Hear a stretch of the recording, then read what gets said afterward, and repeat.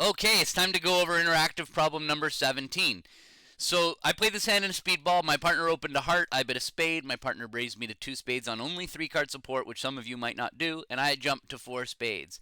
Now, had my partner bid one no trump, which some of you may have learned to do, it would have been my responsibility as South to check back to find if partner had three spades, because it's critical that we ended in four spades and not three no trump on this hand. So this is a match point problem, and our goal was to take as many tricks as possible on this hand. Go ahead and use the interactive features on WalpertBridge.com and then come back and watch the rest of the video. So on the Queen of Clubs lead, I'm usually counting my losers in the long hand in trump contracts, and I see that I have at least a very likely one spade loser, possibly two or even three on a really bad day. I have no heart losers. I have the 9-7 of clubs that are going to need dealing with, and I have a third round diamond loser. So the worst case scenario, if I lost all of those tricks, I would go down. But I can see pretty quickly by that I'm not going to go down on this hand, or I'm probably not going to go down as long as the trumps are breaking. Now, the first thing I look for is, can I rough things in the shorthand? And I see, yes, there is the potential to rough a club in that north hand. And so that's something I'm going to need to deal with before drawing trumps.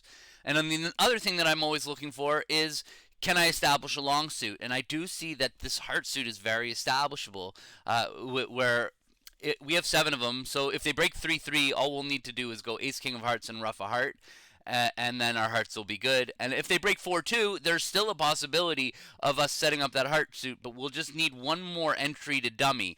We've got that ace of diamonds to get over there, but then we would rough another heart. We would still need to be able to get back there again. So there is the possibility of that happening. Potentially a club rough would be a potential way of getting over there.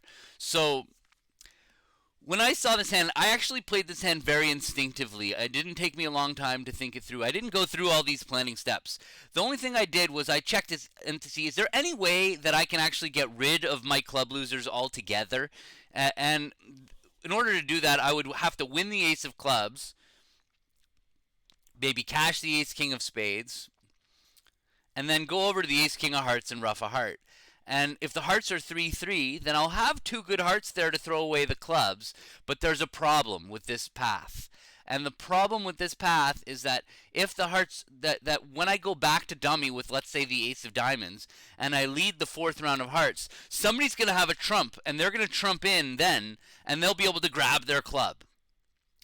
So I see right away that that it's not viable. I can't get rid of my club loser. So once I've figured out that I can't get rid of the club loser, I've learned a habit on these hands that I know I'm going to want to rough a club and dummy at some point. But it's much better for me to do that on my terms when I want to.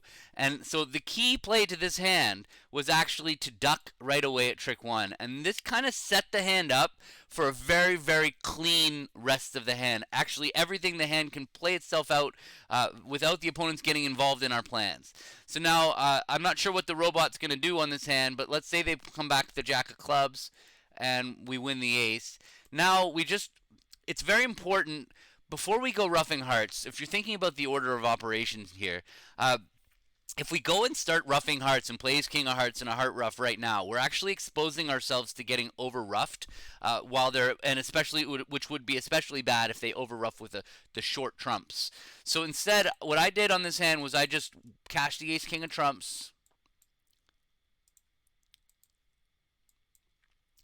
Now there's only one trump outstanding, and so if they happen to overrough me in hearts, it's not a big deal. It's with their natural trump trick.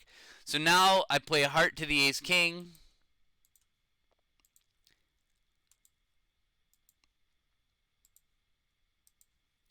and a heart rough, and I saw that they were 4-2, which I was actually pleased about because my planning helped me find my way there. So now I can help me establish this. So there's my entry.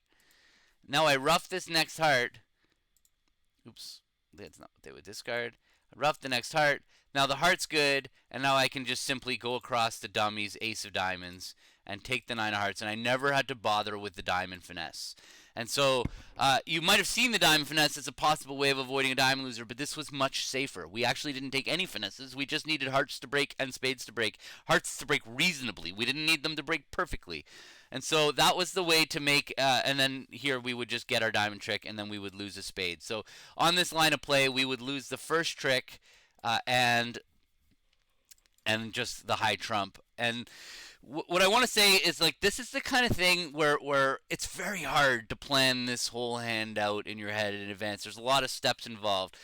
But I've learned over time that unless that this opening trick duck, I don't actually have to see how it will help me in order to make this duck. I just had to double check that I couldn't get rid of both of my clubs. And once I knew that my club was an inevitable loser, this is kind of a free duck, and I know that ducking and keeping the ace in my hand really, really helps me. It helps me time things the way I want to do it. Had you won the ace of clubs, the problem is your club rough is not established yet. So you have two choices. You can't really play the ace king of spades anymore, because now when the opponents get in with a club, they can draw trumps. So and the problem now is that by playing another club and setting up your rough, the issue here is that they can force you to use an entry before you're ready.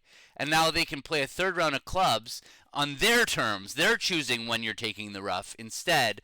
And now we don't have that third way back to the dummy to establish the heart suit, and we're going to end up getting stuck taking the diamond finesse.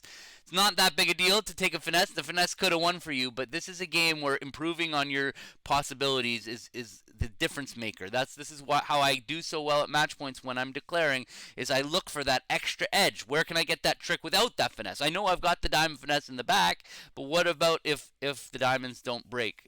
What about if the diamond finesse was offside? So, yeah, so ducking that club was critical.